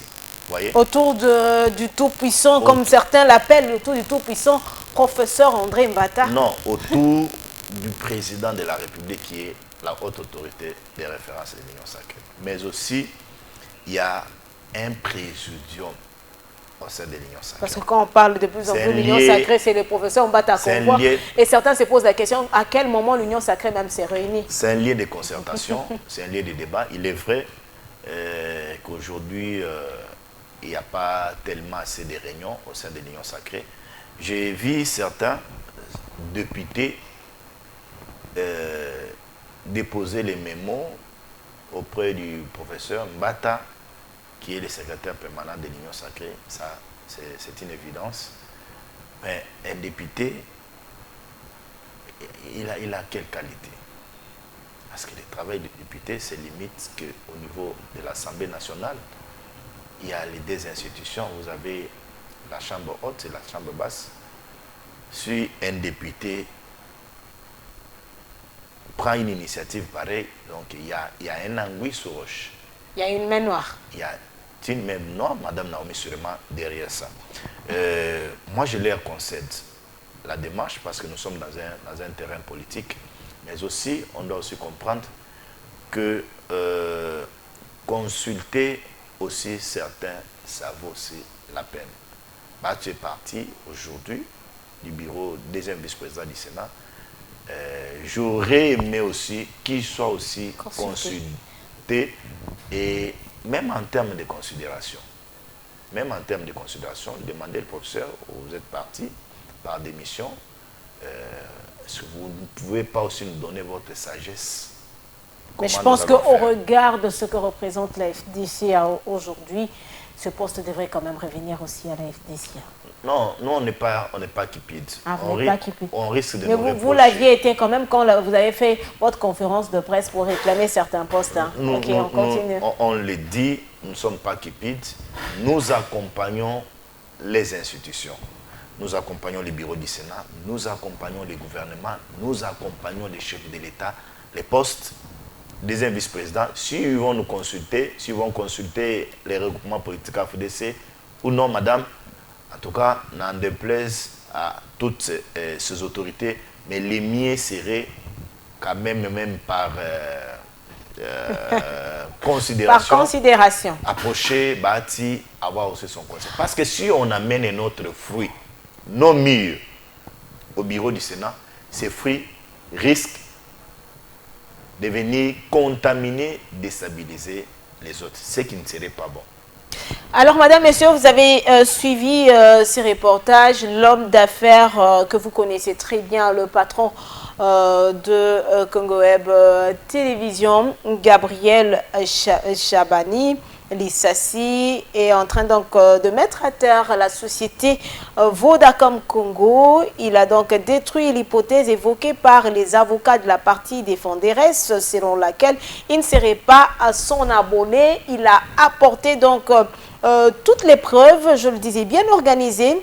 L'homme est allé fouiner dans ses archives. Il a réuni tous les documents nécessaires montrant qu'il a bel et bien été enregistré comme client de Vodacom Congo. Et c'est là depuis plus de 20 ans. Dans ce document, celui qui fut l'ancien ami de M. Cotin qui a créé Vodacom Congo a démontré même qu'il a été en prépayé depuis 2014, soit 12 ans déjà. Mais c'est parce que là, il s'agit d'un homme d'affaires que vous connaissez bien, Gabriel Chabani, qui attend aujourd'hui réparation de la part de Vodacom Congo. Mais Maître Bazin Pembe, ces milliers de Congolais, dans ces Congolais, moi aussi je suis une victime. Je pense que Maître Bazin Pembe était également une victime. Toutes ces personnes qui utilisent aujourd'hui les réseaux Vodacom, mais qui décident de ces taire parce que même les autorités qui sont censées protéger le paisible citoyen ont décidé de garder silence. Maître Bazin Pembe, peut-être que chez vous ça va. Non, ça les va. Services Vodacom. Ça va pas chez moi. Il y a de sérieux problèmes. Il y a pas aussi ça même dans les transactions des M-Pesa. Ils prennent beaucoup d'argent. Hein? Orange, Airtel Money, il y a des problèmes avec la télécommunication, les services de télécommunication aujourd'hui en République démocratique du Congo. Donc lorsqu'un Congolais prend le luxe de réclamer son droit le plus légitime, lorsqu'il est lésé, madame, moi je pense que c'est des droits. Et ce sont déjà des Congolais qu'il faut encourager, dire bravo et en appeler aussi les autres. Donc aujourd'hui, tous on peut s'élever. Hein? On peut tous s'élever parce que tu as des crédits, tu ne les utilises pas et Vodacom se fait de l'argent. Pourquoi, madame? Vodacom est devenu quand même pire aujourd'hui, sans compter les autres aussi réseaux de communication, Orange, Airtel, Africell. Mais les Congolais se plaignent. Oui, et donc tout est réglementé en République démocratique du Congo. Même la loi sur la télécommunication. Je ne me trompe pas, il doit y avoir la loi numéro 20/017 du 25 novembre 2020 et régit les télécommunications en République démocratique du Congo en encadrant la qualité des services. En encadrant la qualité. La qualité des services, l'intégrité des données et l'interconnexion. Mais est-ce que cette qualité est encadrée aujourd'hui? C'est là où il y a un problème. Donc, on a quand même un ministre, hein? Comme nous avions, oui, il y a un ministre de tutelle. Comme nous avions une loi pareille, si un Congolais, comme vous l'avez dit, le PDG Chabani Record, amène Vodacom devant les instances judiciaires pour réclamer un droit lié. Et ça n'a pas été facile. Plusieurs fois, Vodacom ne s'est pas présenté. Hein? Oui, mais ils doivent réparer ces préjudices. Ils doivent réparer ces préjudices. Et tous les Congolais subissent cela. C'est un peu ce que nous vivons. Pas d'eau, pas de courant, mais on accepte la souffrance. Je demanderai au président Chabani Record d'en faire large écho, large diffusion, et dire à certains Congolais, on te vole les unités, parce que nous le constatons, vous avez 100 unités dans les téléphones, du coup on vous voit, c'est parti. Il vous reste 80 sur 100, il vous reste 80, il vous reste 70. Unité encore, c'est bien, mais lorsque on active la connexion et qu'on n'utilise pas suffisamment cette connexion. Il n'y a pas que le problème de la connexion, madame. Je parlais des transactions que nous faisons aujourd'hui. Vous voyez quelqu'un, un quidam, qui vous appelle, il dit non, papa, est-ce que tu peux faire une opération pareille? Entrez dans votre téléphone, faites ce numéro, papa, puis constatez si vous avez l'argent sur votre téléphone, c'est parti. Lorsque vous dirigez vers Vodacom, vous arrivez là-bas, Vodacom vous dit non, j'ai vu qu'il y a eu la transaction. L'argent a été récupéré à Tchangou sur l'avenue tel. Mais pour le moment, je ne sais pas comment agir. Va d'abord saisir la justice. Que la justice nous envoie une réquisition, nous allons voir. Ok, l'argent est parti. Alors, tout ce temps qu'il perd, c'est un paisible citoyen congolais. Ça, ils doivent. Et puis imaginez-vous maintenant si ils doivent retravailler, réformer les choses pour mettre les paisibles citoyens. La loi n'est pas appliquée. On ne veille pas sur la qualité du service qu'on bénéficie aujourd'hui. Il nous revient à nous aussi de saisir les instances. Si Vodacom est condamné plusieurs fois, réparation des préjudices, sûrement qu'ils vont ajuster. Mais avant même que Vodacom ne soit condamné, les ministres des tutelles. Oui, le ministre. Il est là pour faire son travail. Il est là après réguler les choses. Bon. C'est pas là, il y a qui? Je ne connais pas les ministres là. José Panda. Je sais que maintenant, oui, Pétantique, c'est José Panda. Oui. Et on a créé Numérique, Kibassa, qui est parti vers le numérique. Je pense que c'est José Panda, si je ne me trompe pas. Bon, je sais pas. Et il est là. José Panda a été ministre plusieurs fois ministre dans ce pays. Je ne sais pas comment il revient. Mais non seulement, mais quelque part, je suis en train de me dire, mais peuple congolais, quand est-ce que nous allons comprendre que la solution ne viendra que de nous si on ne se lève pas? On n'a pas d'eau, on n'a pas de courant. Vodacom fait ce qu'il est en train de faire, RTL fait ce qu'il... Donc, au lieu que nous soyons exigeants envers ces entreprises, non, on se met à se lamenter, mais on garde silence. Mais s'il y a un politique qui s'élève aujourd'hui pour nous dire, bon, toi qui t'as là, pour 5 000 francs, on va se lever. Oui, mais Congolais... Ma peso mata, chaque jour. Qualité ezoko makaka mabe, mais on n'en parle pas. Mais les Congolais doivent savoir que droit... Ils ont droit à ce qu'ils réclament. Ce qu'ils ont réclamé, c'est punition. Mais Congolais ont mis tout dans le puis c'est ça le problème. À un moment, on avait salué quand même l'action de Maître Kapiamba de la cage, Georges Kapiamba, qui était parti en justice contre, je ne sais pas, Vodacom ou RTL, je ne me rappelle plus. Mais à un moment, il y a quelqu'un qui a dit non, il a trouvé gain de cause pour sa part, il a arrêté. C'était toujours en rapport avec la qualité des services de ces entreprises. Les Congolais doivent savoir...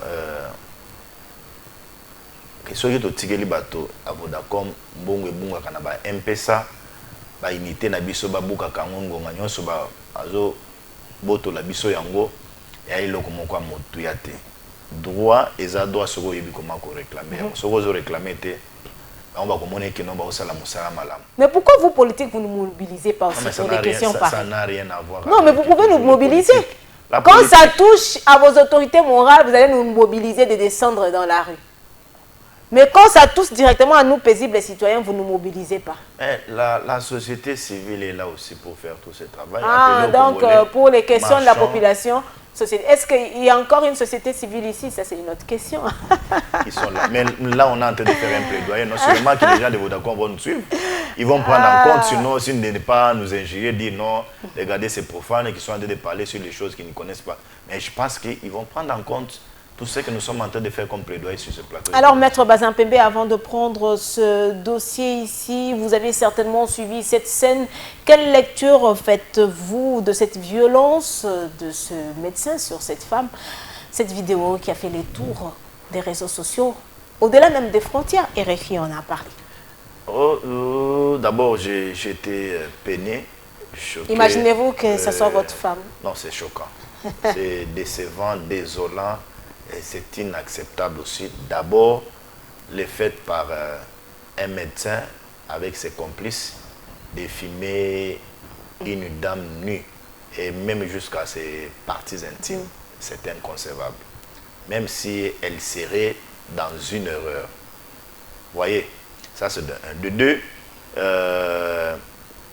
j'ai vu que le médecin est devant la justice. Et j'appelle le juge qui sont en train de les juger à faire correctement les travail et à comprendre aussi que le médecin a un droit vis-à-vis de son patient, mais aussi il y a les lois de la République, la loi pénale aussi punit tous ces actes de torture. Mais là aussi, ce n'est qu'un cas. Ce n'est qu'un cas, bien qu'il a quand même reconnu, le docteur, je pense que David, a reconnu qu'il a fait quand même recours à la terreur. Parce que pour lui, c'était un moyen de sauver la vie. Mais il y a plusieurs femmes qui subissent ça dans les structures sanitaires. Évidemment. Comment encadrer cela pour éviter... Je parlais avec un médecin. Je parlais avec un médecin qui m'a fait rire. Il m'a dit, maître, mais moi, je suis botami. Est-ce que on est à l'issue mabe, on est à l'issue torture, on est à l'issue de blessures. Il y a certaines pratiques pour certains médecins autorisés en médecine. Est-ce que même déjà des pratiques? Mais certains médecins disent que l'homme est allé quand même loin. C'est pas de cette façon qu'il fallait protéger. Au contraire, certains, j'ai vu même l'ordre des médecins qui s'oppose à la radiation. Oui, il a été suspendu juste pour 3 mois. L'ordre des médecins, ils se sont opposés à la radiation. C'est pas par solidarité à leurs collègues quand même? Non, sûrement que c'est pas je ne soutiens pas l'acte posé par le docteur David, mais sûrement qu'ils ont aussi lu les règlements, ils ont aussi une loi, sûrement, un règlement interne Et ils ont compris que pour eux, peut-être c'est... Filmer. C'était... Mais bon, filmer, c'est inacceptable. Non, mais on pouvait voir que dans la c'est salle d'op, l'énergie. non? C'était dans la salle d'op. Donc même dans la salle d'op, il y a quelqu'un qui était en train de filmer même les fils. Ouais.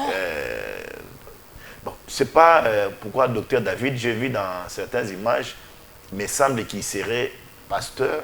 Oui, il serait pas serré, mais on affirme qu'il est pasteur. Bon, espérons, je ne sais pas s'il y a déjà une sentence là-dessus, s'il y a une condamnation là-dessus. Je ne sais pas s'ils sont encore devant, la flagrance est encore en cours. En cours, oui, la flagrance est encore en cours. Nous allons voir quelle est la personne la décision que les juges vont prendre. Est-ce que la personne qui a diffusé cette vidéo doit aussi être poursuivie? Sûrement il doit être interpellé devant la justice, sûrement. Et il va donner certains éléments à la justice qu'il a demandé de filmer, parce que apparemment comme s'il a filmé du début de la cérémonie jusqu'à la fin. Je ne sais pas aussi l'histoire, je ne sais pas l'histoire. Est-ce que la dame est venue la grosse ou bien elle avait déjà accouché? Elle avait déjà accouché au fait. La femme avait déjà donné naissance à l'enfant. Mais elle saignait. Oui, il fallait maintenant, je ne sais pas, il y a eu des déchirures, il fallait maintenant soutirer. Hein. Je ne sais pas si c'est des termes qu'il faut utiliser, mais il fallait maintenant bon, comme l'affaire est devant la justice, moi j'ai confiance à que la justice fasse son travail. Que le droit et les bons soient dits dans cette affaire. Évidemment. Et qu'on laisse aussi au docteur, avec ses avocats, se défendre. Ouais. Il y a la clameur publique, je suis d'accord. L'émotion, les émotions. Je suis d'accord de la clameur publique, mais aussi on doit reconnaître que le docteur a son droit le plus légitime de se défendre avec ses moyens de défense. Et ses avocats aussi ont droit de faire voir au tribunal les circonstances qui ont permis à ce que les docteurs puissent arriver à tel acte. Ne condamnons pas seulement parce qu'il y a eu un clameur public, parce que les autorités ont fustigé, parce qu'il y a eu des communiqués. Donc il n'y a pas une influence. Aussi les docteurs. S'il y a des témoins, on doit faire aussi défiler les témoins à charge et à décharge. Au-delà de ça, il faudra retenir que la torture est condamnée. Oui, même les droits universels. Voilà. La Déclaration universelle des droits de l'homme condamne la torture. Même les lois internes condamnent aussi la torture. Mais laissons l'appréciation aux juges. Madame, Messieurs, place à ce dossier de notre rendez-vous de la semaine.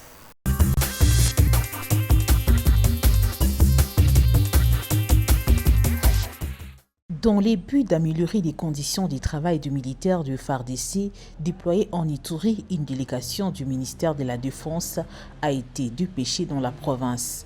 Conduite par le général de brigade Muhekwa Nzanzu Julien, cette mission des hautes portées sécuritaires consiste à dresser un état des lieux des infrastructures militaires à travers la province. Ma présence ici s'explique par le fait que je suis envoyé en mission par le ministère de la Défense pour faire les états des lieux des infrastructures militaires qui sont dans la province du Ituri essentiellement et une partie de la province du Ituri, notamment le camp d'Oromo. La préparation de la construction du camp militaire de Diango figure également parmi les priorités de cette mission. L'objectif visé effectivement, c'est pour certains camps la réhabilitation de ce qui existe. Si réellement ça ne représente plus rien, c'est démolir et reconstruire. Pour les nouveaux domaines tels que Django, c'est préparer les travaux préparatoires pour la construction d'un futur camp militaire. La présence du commandant du corps de génie en Ituri répond à une demande formulée par le lieutenant général Luboya Kashamadjoni auprès de la hiérarchie militaire afin de pallier certaines difficultés liées aux infrastructures militaires.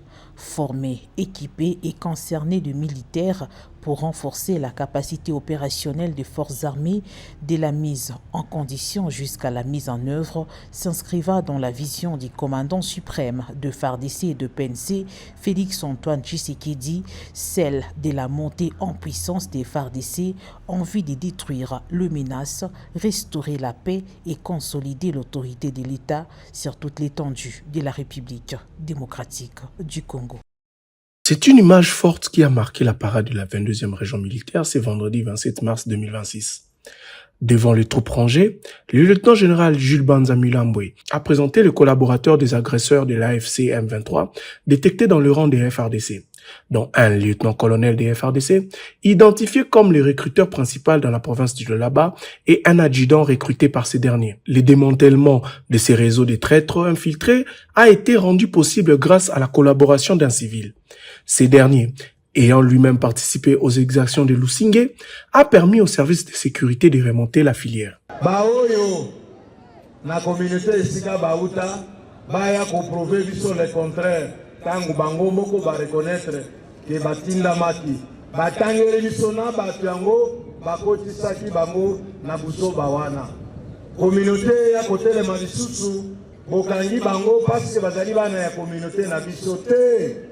Bakoma bana ya l'État, bakoma na bana ya communauté militaire, basali mbeba, mibeko oyo, esengeli kozala appliqué na babelisi, mibeko yango oyo, bazalani na libota ya police, na ya armée, nde oyo, ekozala sévèrement appliqué likolo na bango. Oyo nyonso, ami yebike, azalaki na bango na kopo wana, akokangema. Kaka pona civil, parce qu'il a été coopératif. À Tangelson à Combo, Yaya Naleki, l'ancien, il y a éco-garde.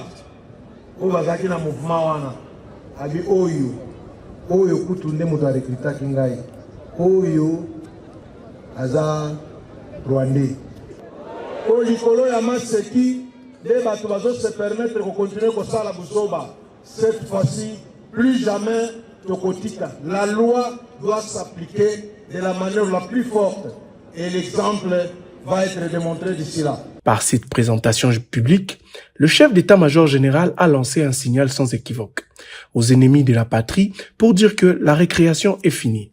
Le lieutenant-général Banza Mulambwe a prévenu que les FRDC se dresseront avec une rigueur absolue face à quiconque osera comploter contre la sécurité et l'intégrité de la République.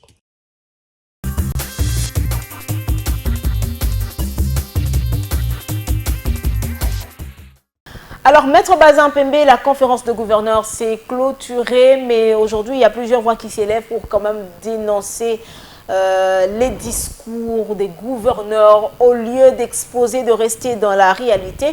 On a compris que plusieurs personnes étaient un peu plongées dans la flatterie pour séduire le président de la République. Est-ce que vous avez fait ces constats?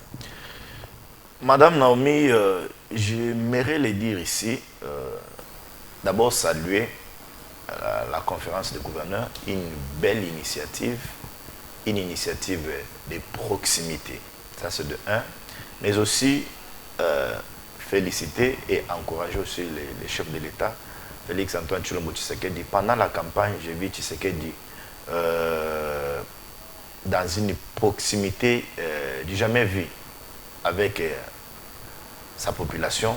Je suis en train de voir aujourd'hui encore Tshisekedi dans une proximité avec les conférences des gouverneurs. Il ne s'est pas limité qu'à Bandundu.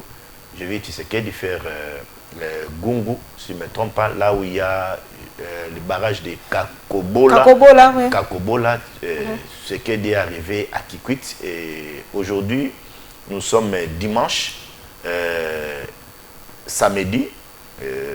Donc, hier, je vis Tshisekedi à Kikwit, dans une communion incroyable avec la population. Ça, il faut saluer. Coutumiers, et j'ai vu, il y a un ravin qui s'est créé sur les champs. Tshisekedi est descendu sur les champs et il a ordonné le débit des travaux. J'ai passé quelques heures à Kikwiti. J'ai entendu dans la population la joie de voir un président proche de sa base. Alors, la question en rapport avec les conférences de gouverneurs, moi je proposerai aux experts de la présidence, même aux experts du ministre national de l'Intérieur, de revoir toutes les résolutions déjà les prises, recommandations toutes aussi. les résolutions, les recommandations, voir à quel niveau nous en sommes. Qu'est-ce qui est fait, qu'est-ce qui n'est pas encore fait. Qu'est-ce qui n'est pas fait. Et qu'est-ce qui doit être fait? Oui, nous sommes d'accord de cette proximité. Mais que ça ne devienne pas une routine budgétivore. Ça doit produire, si ça doit trop consommer à la République, même si c'est constitutionnel. Des temps inutiles. C'est constitutionnel. Ouais. Mais cela doit avoir les retombées. On a parlé... doit impacter aussi les vies des communautés de province. Hein. Le thème des 13e conférences de gouverneurs, c'était sur l'agriculture. Ouais. Je vis le président de la République doter des tracteurs, les engins à toutes les provinces. Nous avions un ministre du développement rural, Mouindo Nzangi, si je ne me trompe pas, Mouindo, et celui de l'agriculture et celui de l'environnement, ils doivent s'asseoir. Boukangalonzo, aujourd'hui, nous en sommes où, madame? Est-ce que Boukangalonzo profite encore à la population de Bandundu? Non, c'était un gâchis. Est-ce qu'à part Boukangalonzo, on ne peut pas encore réfléchir à notre projet Boukangalonzo? Lorsque vous quittez Kinshasa pour arriver au Kasaï, il y a des espaces les routes des desserts agricoles non exploités. On peut facilement consommer ce qui vient du Congo central sans beaucoup d'énergie. Il y a l'OVDA, il y a les autres. Est-ce que ce qui est exploité à Dekessé peut arriver à Ilebo? Facilement. Facilement. Les routes des desserts agricoles. S'il n'y a pas les routes des desserts agricoles. Donc il faudra accélérer, ça doit être ça doit être quand même une priorité après la 13e conférence des gouverneurs. On doit y travailler là-dessus. On doit travailler là-dessus. S'asseoir à un moment, le chef de l'État dit, Tshisekedi est hyper occupé. Il est occupé. C'est pas pour rien, il a des conseillers en matière de, il y a un ministre en matière de, et toutes ces personnes-là, c'est pour suivre quand le président de la République prend une décision, ces personnes doivent faire le suivi pour concrétiser la parole du président de la République qui doit être sacrée. Moi, si je ne me trompe pas, c'est comme s'il y aurait une cellule de suivi de certaines actions du président de la République à la présidence. Mais est-ce que cette cellule fait correctement son travail? Si elle existait, ou bien elle existerait, cette structure, nous en sommes à quel niveau avec les résolutions ou les recommandations de 10e conférence des gouverneurs? 9e. En commençant par la première conférence, de toutes les façons. Tshisekedi est président de la République. Voyons, aujourd'hui, on essaye de saluer l'initiative de construction des universités. Parce que le chef de l'État, l'œil regardant là-dessus. Parce qu'il suit de près. Les hôpitaux, parce qu'il suit de près. Mais quid alors de l'agriculture, quid alors de certaines infrastructures? On doit y travailler. Alors, Maître Bazin Pembe, nous sommes pratiquement vers la fin de ce magazine. Alors, l'actualité, c'est aussi le débat autour de la Constitution et la RDC.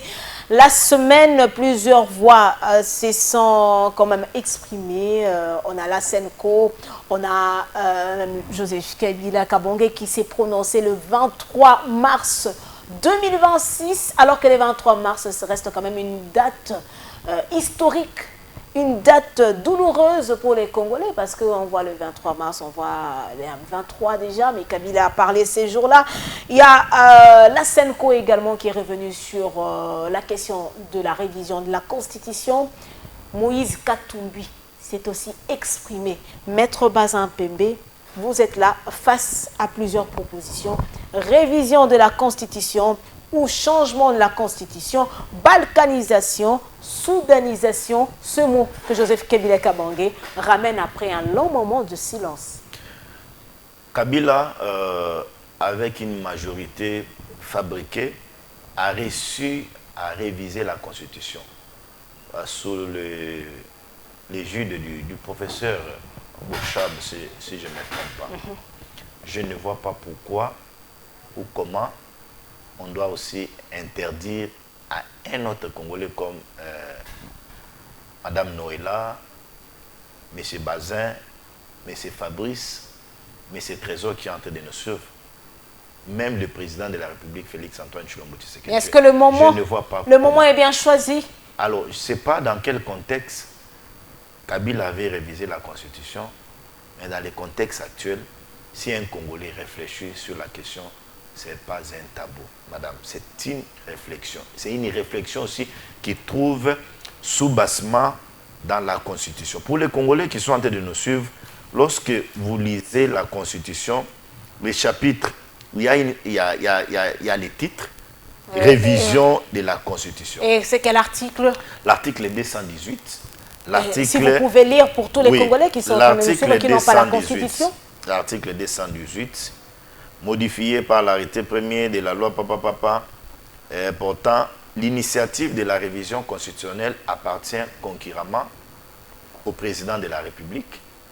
Appartient au président de la République. Actuellement, Félix Tshisekedi. Félix Antoine Tshisekedi. 2. Au gouvernement après délibération en conseil de ministres. Et donc, un ministre peut venir avec une idée, il expose à ses collègues et à l'unanimité, les collègues adoptent Patrick Mouyaya, qui est le porte-parole du gouvernement, vient communiquer à la population congolaise que le conseil des ministres a décidé de la révision constitutionnelle. Troisième des choses, à chacune des chambres du Parlement à l'initiative de la moitié de ses membres. Donc, le Sénat et l'Assemblée nationale. Et quatrième des choses, à une fraction du peuple congolais, à l'occurrence 100 000 personnes, s'exprimant par une pétition adressée à l'une de ces chambres. 100 000 signatures des Congolais. Donc, là où vous êtes Congolais, moi, Bazin, Noëlla, Trésor, Alain, peut se réveiller un bon matin, Asombi ba farde, Harry, Asombi ba papier naie belé, na ba biki naie bela, lobi na koti na balabala. Pour ça, Kana Kinshasa, à des provinces. Attaquant ceux qui ont 800 000 signatures. À quoi on a Kinshasa? La Kinshasa, donc, Tokoki ko réviser constitution. Donc, ceux qui ont la province, nous sommes Balinga Félix, qui est net bandundu Mikolo, ba osepela mingi na Félix Antoine Tshisekedi. Oui. A 800 000 wana ici. C'est fini, va changer. Siko yebisanga boni. Mais ceux qui toquent na sens wana pour le moment, Félix Tshisekedi, ils ont ba moyen nyoso. Conseil de sécurité, conseil des ministres. Ce sont des réunions déjà acquises à Félix Tshisekedi. Non, Madame Noëlla, je peux vous dire, Bazin n'a jamais été flatteur. Je suis un élu. Sur le chef de l'État aujourd'hui. 200 000. Il dit aux députés provinciaux, je laisse les députés nationaux, dit députés provinciaux parce que c'est vous qui êtes avec en la contact permanent avec la base. Oui. Bazin, je t'envoie chez toi à décaisser. 100 000. Va récolter pour moi 100 000 signatures. Il y en a 100 000 là. Demain, je pars 48 heures, c'est tôt, j'amène les 100 000 signatures ici. Mais à part aussi ça, même pas l'influence, Madame Naomi, Madame Noëlla, à part aussi ça, Tshisekedi, avec le projet de 145 territoires, je l'ai dit ici, je le parle en connaissance des causes. C'est un projet avalé par les Congolais lambda. Pas les Congolais de souche. Il y a un Congolais de chez moi à décaisser. Parce qu'aujourd'hui, moi, je suis un leader à décaisser. Qu'on le veuille ou pas, je suis un leader à décaisser. Si je prends les 144 villages de décaisser, je descends pour dire... Plus même de 100 000. Au-delà même. Sans parler de Mbujimaï avec la construction de routes, avec tout ce qui s'est passé. Sans parler de ces coins du Bandundu qui viennent d'être électrifiés. Mais vous avez oublié Bounia. Bounia n'a jamais vu la construction d'une université. Et tu sais qu'il est en train de le faire aujourd'hui. Sans parler de Kananga, on a inauguré l'université dernièrement. Sans parler de Congo Central que vous avez dit aimer, qu'ils ont aimé, Bouta, Otowele, et Ingende. C'est pourquoi j'ai dit tous les moyens sont favorables pour Félix Tshisekedi aujourd'hui. Non, c'est parce que le peuple l'aime. C'est parce que le peuple l'aime, c'est pourquoi ce peuple est en train de dire... Mais Martin Fayulu est descendu dans la rue à Kinshasa pour dire que le peuple n'aimait pas Félix et qu'il ne touchait pas la Constitution. On a vu certains Congolais, non? Fayulu, on a vécu au pouvoir. Ah, comment ça? Je l'ai dit. Donc Fayulu vient souvent chez Tshisekedi, c'est ça? Fayulu, on a vécu au pouvoir, Madame Naomi. Et c'est pour ça que Prince Epengue est devenu un peu clément envers Félix Tshisekedi. Donc Fayulu avec vous. Même Epengue, il est avec nous au pouvoir. Ah! Mais Maître Bazin, qu'est-ce que peut-être nous là on peut être du pouvoir, on est. Epengue et Tshisekedi, ils sont dans. Ils sont, on a avec eux au pouvoir. Non. Maître Bazin Pembe, qu'est-ce que vous racontez? Madame Naomi, à part cet aspect des choses. Non, Fayulu. Vous voyez Fayulu de 2026. Oui. Et Fayulu d'aujourd'hui. De 2026, nous sommes en 2026. Ou non, de 2006. De 2006. Et Fayulu de 2026 aujourd'hui. Donc Fayulu, c'est un Tshisekediste. Il y a un écart, madame. C'est un Tshisekediste. Quel est cet opposant-là qui peut aujourd'hui descendre dans la rue, dire au peuple congolais, marchez contre Félix-Antoine Tshilombo Tshisekedi. Des villes mortes contre Félix-Antoine Tshilombo Tshisekedi. Nan, qui va le faire? Mais ces fonds qui se créent maintenant autour de Jean-Marc Kabound. Kabound est resté l'ombre de lui-même. Kabound est resté dans les photos. Kabound est resté à Kangi photo, à Kangi Longi. Non. À regretter. Non, à regretter, donc il veut vraiment... À regretter pour Anine. Il est en train de regretter aujourd'hui. Il était allé vite. N'a-t-il vraiment Kabouya, à régner? C'est ce qu'il est en train de dire. Non, mais vous savez, Jean-Marc, oui, il est vrai qu'il a lutté au sein de l'UDPS. Mais il s'est trahi lui-même. Kabound s'est trahi lui-même. C'est aujourd'hui Kabounda qui allait être à la major. Vous voyez comment il a été regretté. Mbataza dans Kabound allait être là-bas. Aujourd'hui, est-ce qu'aujourd'hui, Kabound peut reprocher quelque chose à Augustin Kabouya? Rien. C'est au contraire que Kabouya, c'est Kabouya qui peut reprocher à Kabound. Il a dit non, Kabound, mon ami, frère, tu as été trop diarrhée. Trop diarrhée. Oui, trop pressé. Oui. Alors, Maître Bazin Pembe, en deux minutes seulement, c'est complètement fini. Situation sécuritaire, Kabila fait sa sortie médiatique. Il nous ramène sur la table la soudanisation. Quelle lecture faites-vous de la sortie médiatique de Joseph Kabila Kabange? Je l'ai dit plusieurs fois et je continuerai à le dire. Et qu'est-ce que certains s'en prennent à moi et me qualifient de méchant, d'être dur à l'endroit de Joseph Kabila Kabange. Mais les Congolais sont en train de me donner raison aujourd'hui. Kabila a été une malédiction pour la République démocratique du Congo. Ah, comment ça? Kabila qui a accepté une passation pacifique du pouvoir. Madame Naomi, non, c'est quand même dur ce que vous êtes en train de Joseph dire. Kabila a été une malédiction pour la République démocratique du Congo. Les Congos, où les Congolais ont reçu Joseph Kabila, nous l'avons accueilli ici en botte. Kabila n'avait rien. Il sort du pouvoir avec des millions, des parcelles, des carrés miniers partout, n'en parlons pas. Aujourd'hui, les seuls merci que Kabila offre aux Congolais, c'est déstabiliser le pouvoir, c'est déstabiliser le peuple congolais, c'est tuer le peuple congolais, c'est égorger le peuple congolais. Et puis à la grande surprise de plus d'un Congolais, Kabila s'exprime depuis Goma, une ville occupée par les rebelles. Vous savez, c'est très symbolique, les gens doivent savoir. Kabila a choisi le 23 mars une identité de M23 pour parler. Des rebelles. Et Kabila parlait où? C'était à Goma. Goma aujourd'hui est sous l'occupation. Et là, la Senko n'a rien dit. Hein, et là, je n'ai pas entendu un son de cloche de M. Cholet, de M. Ambongo, de Fulgence Mouteba et même de le pasteur bronzé ici, c'est qui? Eric Senga. Personne n'a dit mot là-dessus. Kabila parlait de la soudanisation. Soudanisation. Est-ce que l'église catholique, la Senko, a fait une déclaration? Est-ce qu'ils sont revenus sur la déclaration de Joseph Kabila? C'est pourquoi moi j'ai toujours dit aux Congolais, ils se sont partagés. Aujourd'hui, Joseph Kabila, c'est M. Fulgence Mouteba qui soutient ses initiatives, ses actions sur le terrain. C'est Fulgence Mouteba qui se bat mordicus pour que Nanga Kabila soit autour du dialogue. C'est M. Fridolin Ambongo et M. l'abbé Donassé Cholet qui se battent, qui entrent partout pour dire à tous ces ambassadeurs, à l'Union européenne, aux États-Unis, que Kabila doit être autour de la table pour que Kabila revienne encore dans ces pays, pour que Nanga revienne encore dans ces pays. Mais aujourd'hui, continue à porter... N'en déplaise à madame, je suis en train de vous dire, aucun Congolais n'acceptera de voir les sanguinaires de Nanga dans ces pays. Mais la nous allons les lapider. Nous allons lapider Nanga si on les voit ici. On va les lyncher. La Senko et l'ECC continuent à porter le pacte social pour dire que c'est ça la solution. Et le pacte social veut à ce que même toutes ces personnes qui ont pris les armes viennent autour de la table pour négocier. Kabila a signé les accords avec les M23. Vous pouvez me dire aujourd'hui, même les Congolais qui sont en train de nous regarder, nous dire quelle a été l'obligation du Rwanda vis-à-vis de la République démocratique du Congo. Dans cet accord, on trouve que les obligations du Congo vis-à-vis du Rwanda et vis-à-vis de certains rebelles. La logique était de faire Goma, Bukavu et les autres contrées une zone tampon dirigée par Joseph Kabila Kabange.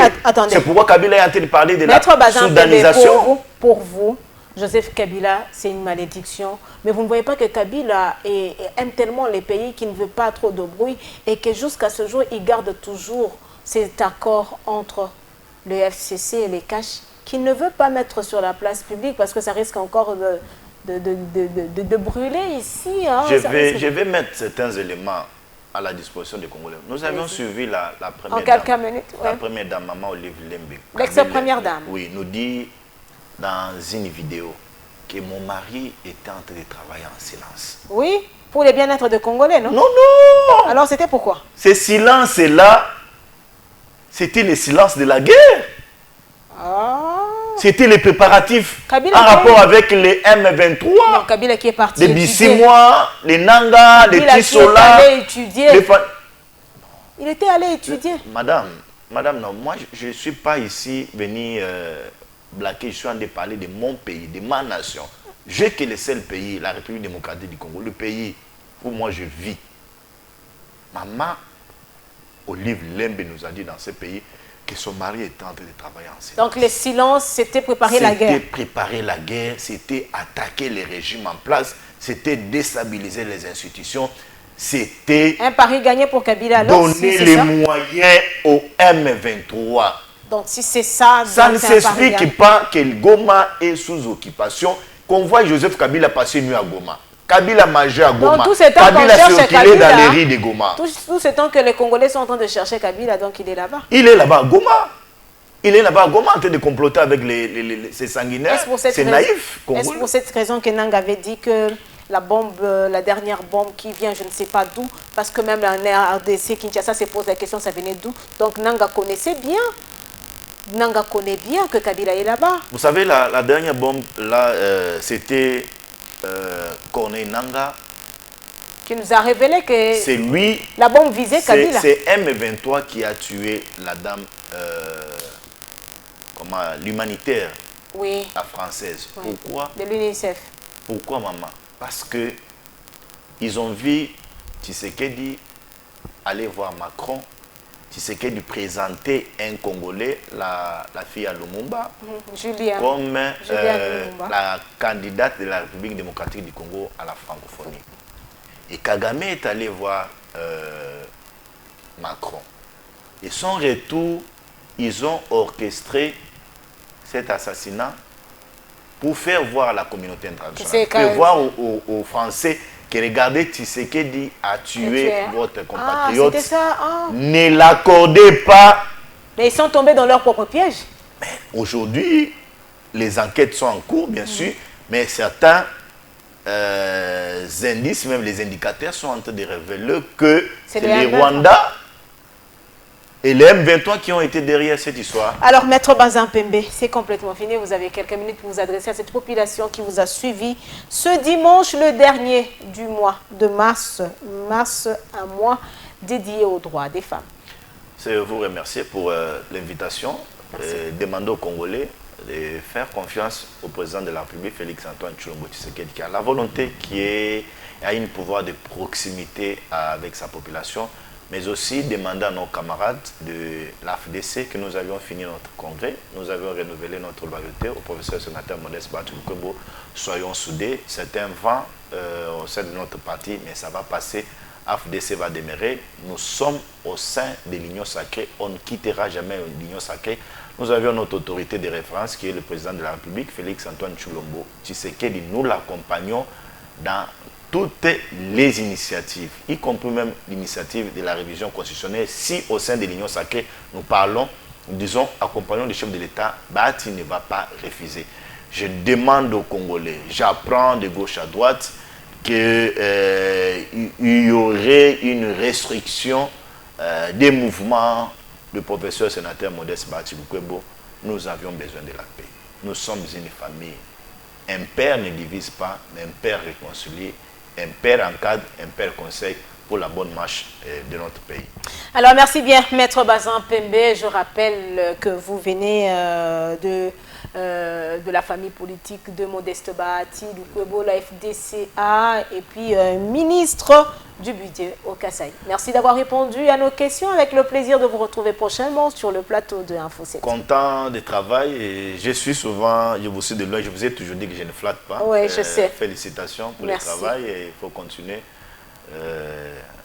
Mais s'il s'agit aussi de faire les émissions de descente sur terrain, il faut le faire. Oui, mais invitez-nous, Congo Web se déplace. Merci beaucoup, madame.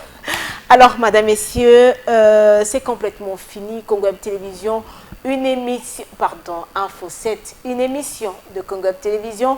Info 7, votre émission, Info 7, notre émission. Merci de rester fidèle sur la chaîne Haute Définition et n'hésitez pas de nous contacter par des voies habituelles. La porte de Info 7 reste grandement ouverte et retrouvez l'intégralité de cette émission sur votre chaîne Anita Plus TV.